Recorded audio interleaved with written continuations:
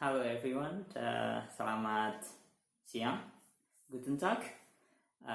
Kalau di Graz atau di Austria juga disapa dengan Grüß Gott, ya. So, hari ini saya lanjutkan pelajaran saya. Ya, jadi siapa tahu ada yang mau ikutan belajar. Ini sudah bulan lalu sih, cuman kemarin sempat vakum gara-gara transisi ke online learning. Hari ini kita belajar tentang pronoun dulu. Saya selalu kaitkan dengan bahasa Inggris karena menurut saya itu lebih mudah dan membantu. Jadi di sini ada 1, 2, 3, 4 1, 2, 3, 4, 5, 6, 7, 8, 9 ya. Ich, saya, I.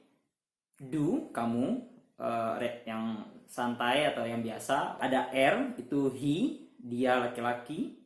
Ada S, kalau di bahasa Inggris itu it, ya, atau kata benda.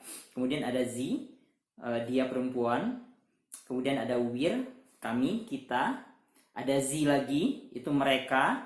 Kemudian ada Z lagi, itu kamu tapi versi sopan, versi formal. Ya, mungkin menyapa profesor, menyapa orang lebih tua yang disegani, belum kenal, ya, bisa pakai Z. Kemudian ada ihr. Ihr itu kamu tapi kalian gitu, kamunya rame, jamak. Kalian lebih tepatnya di bahasa Indonesia. Kalau bahasa Inggris kan sama, you kamu, you kalian. Tapi kalau bahasa Indonesia ini lebih make sense. Ada kamu itu do, kalau kalian ihr. Nah, ada yang mau tanya mungkin, itu Z ada 3. Ya emang Z ada 3, tapi nggak usah pusing sebenarnya. Karena menurut saya yang saya pelajari itu nanti tergantung ke kata kerjanya bagaimana, tergantung ke Z-nya, to be-nya dan lain sebagainya. Jadi itu ada clue nanti, ini Z-nya Z yang mana ini gitu.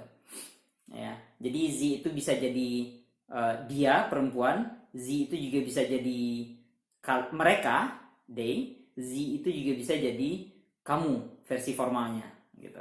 Ya. Oke. Nah, kita lihat pertama ada to be ya. Kalau bahasa Inggris I am salam ya. Kalau di bahasa Jermannya ich bin salam gitu.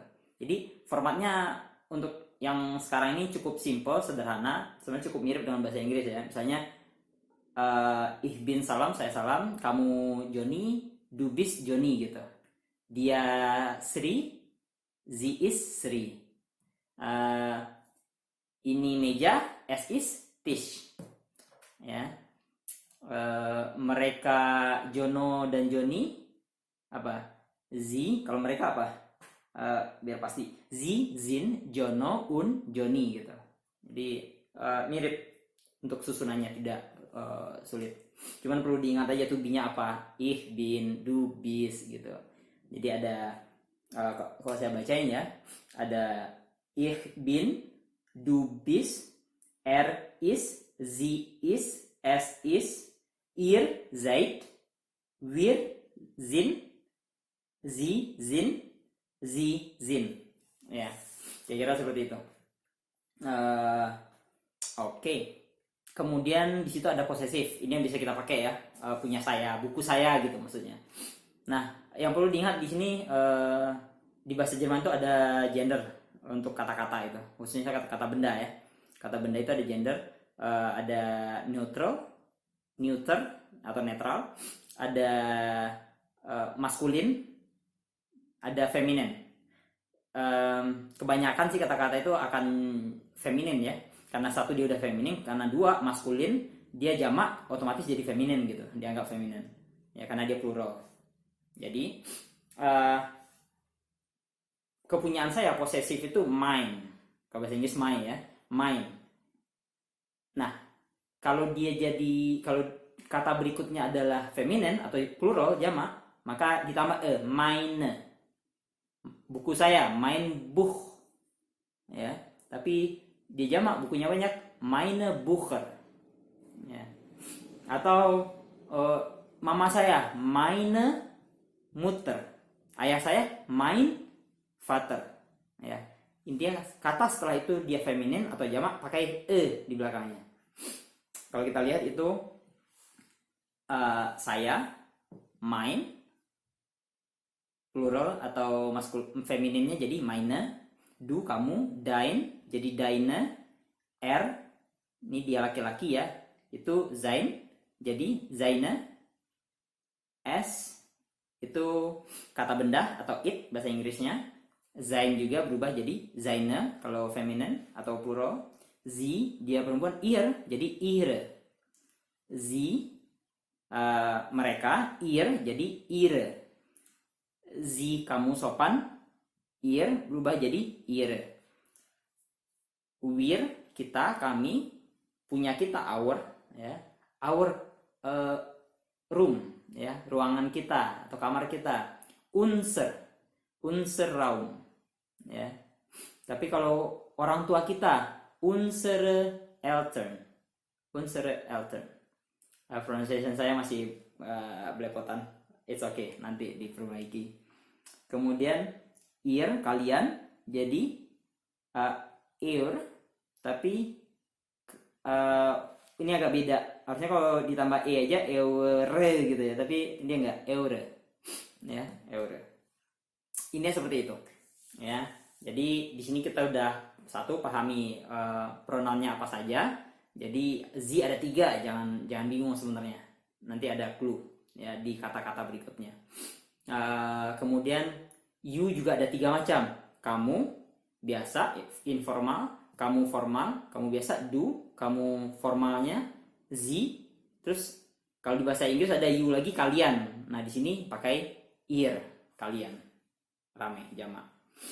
Alright, so kita lihat yang berikutnya ya. Yap. Di sini kita belajar, saya belajar modal verben, kata kerja modal. Yang pertama itu müssen, yang kedua können. Müssen itu bahasa Inggrisnya must artinya harus. Können itu can, artinya bisa. Nah itu yang trinken itu kata kerja biasa, ya. Jadi müssen dan können itu kata kerja bantu, modal verben. Sedangkan trinken itu kata kerja biasa. Saya cantumkan di sana biar ingat perubahannya gitu. Nah untuk yang kata kerja biasa yang ketiga itu trinken itu perubahannya hampir selalu serupa, perubahannya di ujung kata kerjanya. Ya, nanti kita lihat. Ich muss, ya, ich muss. Jadi kalau di bahasa Jerman modal verben ini misalnya müssen sama können, setelah itu diikuti kata kerjanya kata kerja infinitif atau kata kerja aslinya, basicnya. Biasanya ada nn-nya di ujungnya. Misalnya saya harus pergi. Ich muss gehen. Karena bahasa Inggrisnya pergi itu gehen. Ich muss gehen. Tapi kalau saya pergi, ich gehe. Ich gehe aja. Ya. Contoh lainnya können. Ya, saya bisa makan. Ich kann essen. Ya. Tapi kalau saya makan, ich esse. Ya, karena bentuk perubahannya seperti itu. Ya. Jadi essen itu artinya makan, itu kata kerja infinitif. Perubahan regulernya itu sama seperti yang trinken yang baris ketiga itu. N di ujungnya berubah sesuai pronounnya. Tapi kalau dia diikuti oleh modal verben, kata kerjanya itu datang terakhir selalu, ya, dan dia dalam bentuk infinitif aslinya, tidak berubah. Ya. Nah, kalau ini memang perlu dihafalkan. Kalau ich bentuknya apa? Ya, itu ada perubahan bentuk. Können, ich kann, du kannst, sie, es kann, ihr kann, wir, sie können. Begitu juga müssen ya.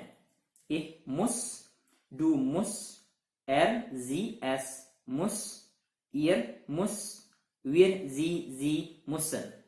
Itu penulisan di ujungnya itu ada pakai t, ada enggak gitu. Itu yang ada yang pakai umlaut, itu yang berubah. Ya, kalau suaranya, penyampaiannya kayaknya mirip-mirip aja. Oke. Selanjutnya, nah ini contoh, ya. Ada contohnya. Yang pertama, ich esse die Torte. Ich esse die Torte. Jadi untuk kalimat dasarnya itu mirip sama bahasa Indonesia SPO ya, subjek predikat objek ya. Subjek predikat objek. Saya makan essen, tapi karena tadi dia berubah menjadi esse. Itu kata kerja yang biasa tadi, kolom ketiga yang teringkan tadi. Kalau mau dikembali lagi di post bisa di sana dicatat. Saya makan esse kue di torte ya, di torte. Nah dari di ini kita bisa lihat sebenarnya torte itu ada maskulin, feminin gitu ya. Jadi kalau roti saya mein torte atau meine torte. Meine torte karena dia feminin, jadi pakai di belakangnya, meine torte. Nggak bisa mein torte, tapi meine torte. Oke. Kemudian John itu John tinggal di Gras. John lab, dia dari lab, dia berubah in Gras. John tinggal di Gras. John lab in Gras. Nah, kamu memasak makanan saya. Du kocht mein Essen. Karena Essen itu makanan itu bukan feminin, jadi mein Essen bukan meine Essen ya. Mein Essen. Du kocht mein Essen. Nah sekarang gimana kalau kita tambah kata-kata modal verben tadi? Müssen sama können. Nah sebenarnya simple. Yang diubah cuman müssen sama können, modal verben itu harus berada di kata kedua setelah pronoun. Sedangkan kata kerjanya, infinitifnya tadi pindah ke ujung, paling belakang, di akhir. Ya, kita lihat contohnya ini. Kalau saya makan kue, ich esse die Torte. Tapi kalau saya harus makan kue, ich muss die Torte essen. Kata kerja infinitifnya tadi taruh di paling belakang. Ich muss die Torte essen. Dan dia tidak berubah lagi karena ditaruh di belakang tadi. Karena udah ada modal verbennya. Jadi dia bentuk infinitif asli. Essen, bukan esse lagi. Contoh yang kedua. John lebt in Graz. Ya. Tapi kalau kita bilang John bisa tinggal di Graz. Ya. John kann in Graz leben. Nah, in Graz leben. Contoh ketiga. Du koch mein Essen. Tapi kalau kamu harus masak masakan makanan saya. Du musst mein Essen kochen. Karena bentuk asli kochen itu adalah kochen. Nah, kira-kira seperti itu. Ya, sekian. Jadi yang perlu diingat adalah bentuk perubahannya dari müssen dan können tadi. Tapi yang intinya di sini ada dua dari materi yang saya pelajari kembali, saya ulang, saya review hari ini. Saya bisa jadi salah dan menyampaikannya karena masih belajar. So, pertama, untuk kepunyaan posesif ya, itu ingat saja ditambah kalau seandainya kata berikutnya adalah feminin atau plural. Ya, contoh Freund, teman. Ya, teman saya, mein Freund. Tapi teman saya banyak plural, meine Freunde. Gitu. Ayah kamu, dein Vater. Tapi kalau ibu kamu, karena ibu perempuan, feminin, ya, deine Mutter. Jadi berubah tambah aja. Ya. Nah, itu yang pertama. Yang kedua, modal verben. Ada müssen, sebenarnya ada 4 lagi yang sering dipakai, tapi sekarang saya review 2 dulu. Ada müssen, ada können. Müssen itu must, artinya harus. Können itu can kalau bahasa Inggrisnya, artinya bisa. Müssen, können. Nah sekarang kalau di kalimat itu ada modal verben, müssen, können tadi, modal verbennya taruh di posisi kata kedua setelah pronoun, dan infinitif aslinya tadi taruh di paling ujung, paling belakang, paling akhir. Oke, misalnya saya bisa berbicara bahasa Arab. Saya berbicara bahasa Arab dulu. Ich spreche Arabisch. Ya, ich spreche Arabisch. Tapi kalau saya bisa berbicara bahasa Arab, ich kann Arabisch sprechen. Ich kann Arabisch sprechen. Ya. Kalau misalnya kami menulis novel. Sebentar, novel saya nggak tahu sih bahasa Jermannya. Anggap aja lah novel. Ya, nggak tahu. Ich schreibe, saya menulis novel ya. Ich schreibe novel. Ya, saya nggak tahu bahasa Jermannya. Tapi kalau saya bisa menulis novel, ich kann novel schreiben. Gitu. Kata kerjanya yang infinitif taruh paling ujung. Ya. Saya rasa cukup sekian. Mudah-mudahan saya ingat selalu pelajarannya dan bisa saya praktekkan. So, I think that's it. Auf Wiedersehen. Yeah.